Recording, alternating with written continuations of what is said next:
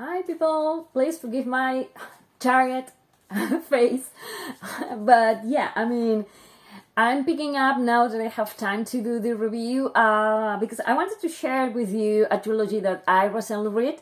And here I have the titles in my very doctorish lettering, which means I don't know if I want to be able to read what I put in here. Okay, no, yeah, seriously now.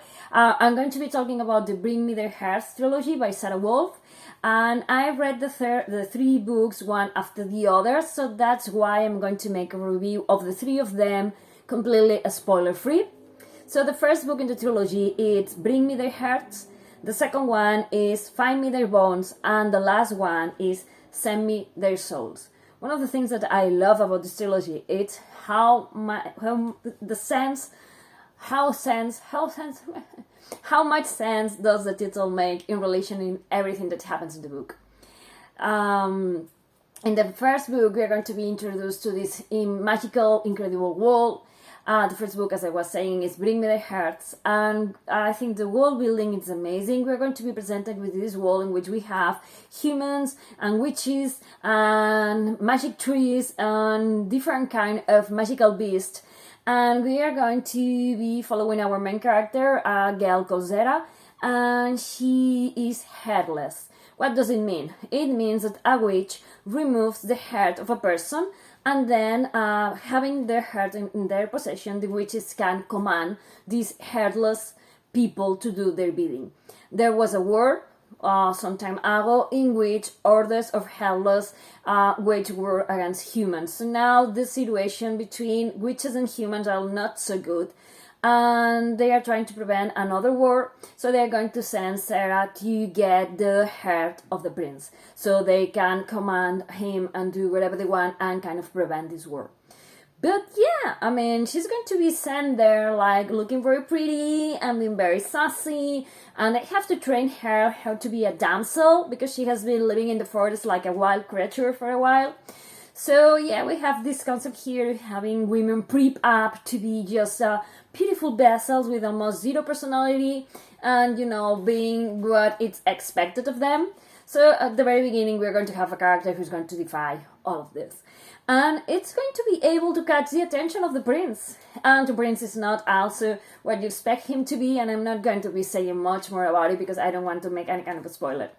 But I did love this idea of having witches being able to command people in this way, and we're going to be seeing different kind of enslavements or balance of powers. Different witches are going to use or abuse this kind of power, and we are going to be reflecting about what it means to lose your own will, to decide by yourself what you want to be, what you want to do, and how it has affected our main character as a persona, and how it's all going to go. I wasn't expecting the ending on this one, honestly. Kinda, but no, because it goes like, I love how beautifully written these books are, and also I love how they hold no punches. If there is a need for blood in the story, there's going to be blood. If there is a need for carnage, there's going to be carnage. So, and if there's going to be like lovey eyes, you are going to have that too. And I love how Sara Wolf manages to balance all of those things, and I love how she writes and the stories that she creates and the characters that she presents to us. I did love a character here that has an infirmity. As a chronically illness person myself, I love when we have also this kind of representation of characters who, have different kinds of illnesses or, and yeah. Okay, the second book is Find Me Their Bones. Amazing. It picks up just after the first book, and here I'm going to explain the following two books without making any spoilers. Let's say relationships are going to be more explored. We are going to be seeing our main character that was lost in the first book, and we are going to have this character found in the ending of the first book. And this character is nothing like I was expecting. I was expecting that character called Varia to be like more subdued, more sweet. I am surprised to see how far is she willing to go in order to have power, but not for herself, but in order to help people. But is it possible? Is it possible to have all that power at your hands and not be corrupted by it?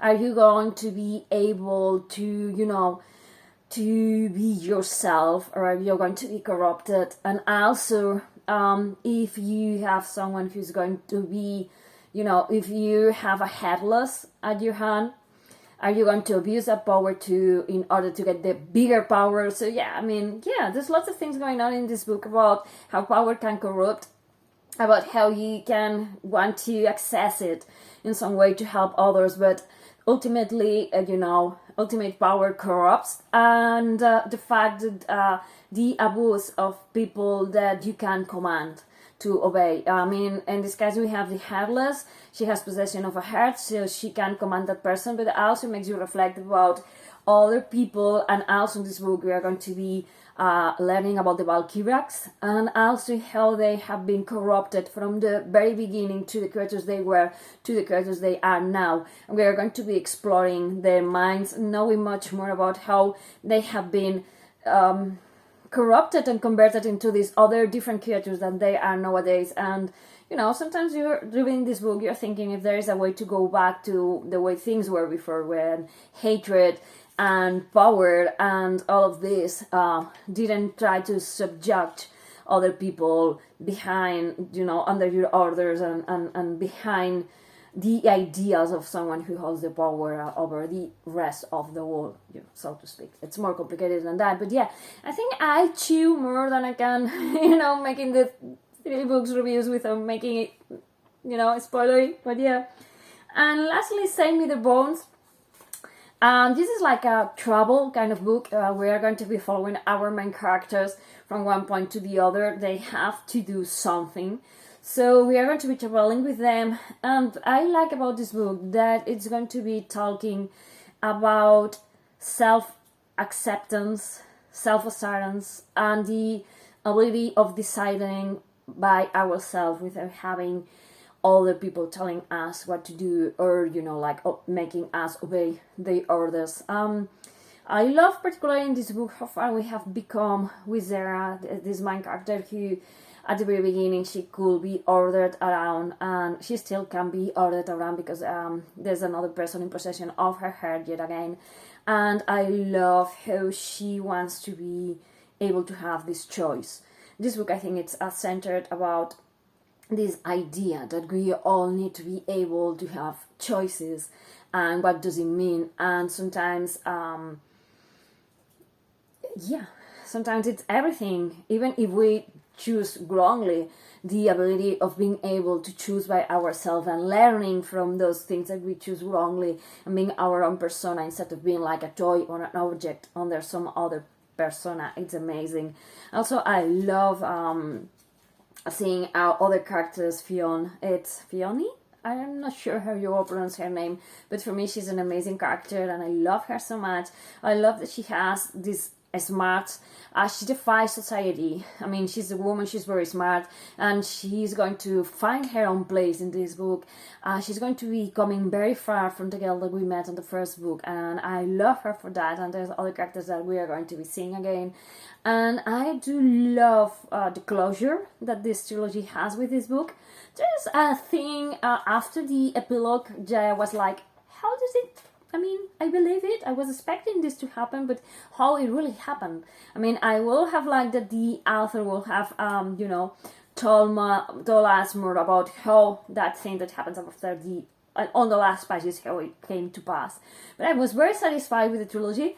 I love all the concepts that we have in this trilogy, like how fear and how hate can push people against each other, and how we have to learn to see beyond those things that makes us different, and how we cannot fear is something that makes you stay alive, but it cannot be the thing that dictates your actions. Obviously you won't touch a flame because you get burned, and then you fear touching this flame, but it doesn't mean that you have to absolutely remove all fire from everywhere.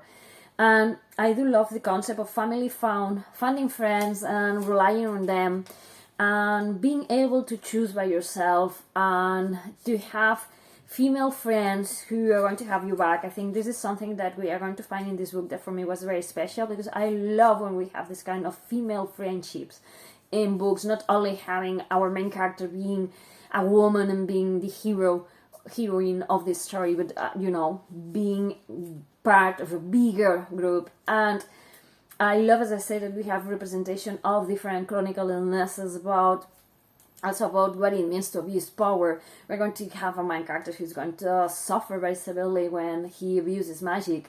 And yeah, I mean, this book is amazing. This trilogy is amazing. It's something very unique for me. I mean, this author never writes something that I'm not amazed by. So if you like fantasy, like kind of dark fantasy that pulls no punches, that you're going to have romance, but you're also going to have blood, and also you're going to have like social themes, critics, and also you're going to be reading about chronicle illnesses and about different kinds of representations, you're going to love this trilogy. So yeah, pick this one up to do. Yeah, I always say pick this one up. I don't know how to say goodbye either way. Yeah, bye.